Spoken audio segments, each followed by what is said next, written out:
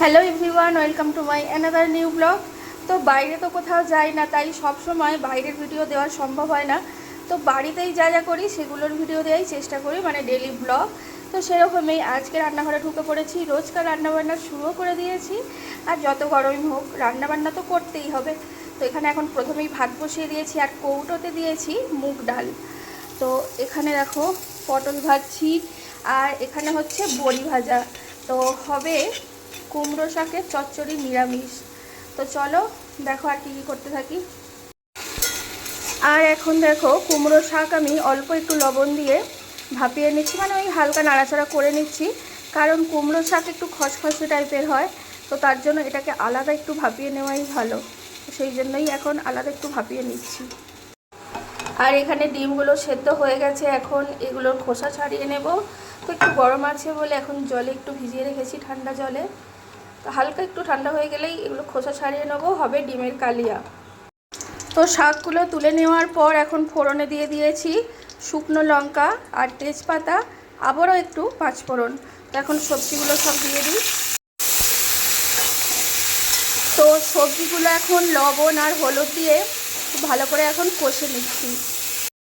তো সবজি কষানোর পর আমি কিন্তু শাকটাও দিয়ে দিয়েছিলাম, অল্প একটু সবজির সাথেই কষে নিয়েছি। আর এখানে দেখো ড্রাই রোস্ট করা মশলাটাও কিন্তু দিয়ে দিয়েছি। এখানে দিয়েছি অল্প একটু লঙ্কা গুঁড়ো আর এই যে ধনিয়া গুঁড়ো, এটাও দিয়ে দিয়েছি। তো সব কিছু দিয়ে ভালোভাবে আবারও কষে নিচ্ছি এখন। চলো পরিমাণ মতো জলও দিয়ে দিয়েছি আর লবণ তো আগে থেকেই দেওয়া আছে। আর এই যে বড়িও কিন্তু আমি দিয়ে দিয়েছি। তো এখন চাপা দিয়ে দিই। তো ডিমগুলোর খোসা ছাড়ানো হয়ে গেছে, এখন এগুলোকে একটু লবণ হলুদ দিয়ে মাখিয়ে নিচ্ছি, এরপর ভেজে নেব।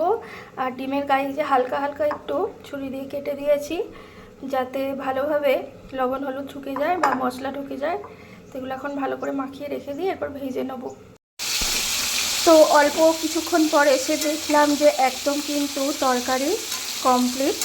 আর জাস্ট অল্প একটু জল আছে, ওটা একটু মাখো মাখো হয়ে যাবে, তাহলেই হয়ে যাবে। আর এখনই স্বাদ মতো একটু চিনি দিয়ে দিলাম। তো চিনিটা ভালো করে মিক্স করে দিচ্ছি, এখনও কিছুক্ষণ বাকি আছে, জলটা একদম গা মাখা হবে তবে। আর এদিকে দেখো ততক্ষণ একটা কড়াইতে ডিমগুলো যে লবণ হলুদ মাখিয়ে রেখেছিলাম ওগুলোই এখন ভাজতে দিয়েছি। তো চলো এটা এখন জলটা একটু একদম কমে যাক।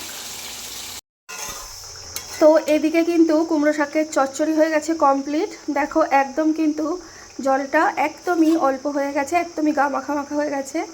তো গ্যাসের ফ্লেমটা বন্ধ করে দিয়েছি। আর এদিকে দেখো ডিমের কালিয়া আমি বসিয়ে দিয়েছি। তখন এটা নামিয়ে নিই। আর হবে মুগ ডাল। তো এই যে কুমড়ো শাক চচ্চড়ি একদমই হয়ে গেছে কমপ্লিট। সবার শেষে বসিয়ে দিয়েছি মুগ ডাল। আর এদিকে দেখো ডিমের কালিয়াও কিন্তু একদমই কমপ্লিট। তো মুগ ডাল কিন্তু ফুটছে, আর অল্প একটু ফুটলেই নামিয়ে নেব। তো এটাই আমার শেষ রান্না, আর এর সাথে আমার এই বেলার মতো রান্না কমপ্লিট। তো সম্পূর্ণ ভিডিওটা কেমন লাগলো অবশ্যই জানাবে, ভালো লাগলে অবশ্যই একটা লাইক কমেন্ট করে পাশে থাকবে। চলো দেখা হচ্ছে নেক্সট ভিডিওতে, ততক্ষণের জন্য টাটা, সবাই ভালো থেকো, সুস্থ থেকো। Thank you for watching.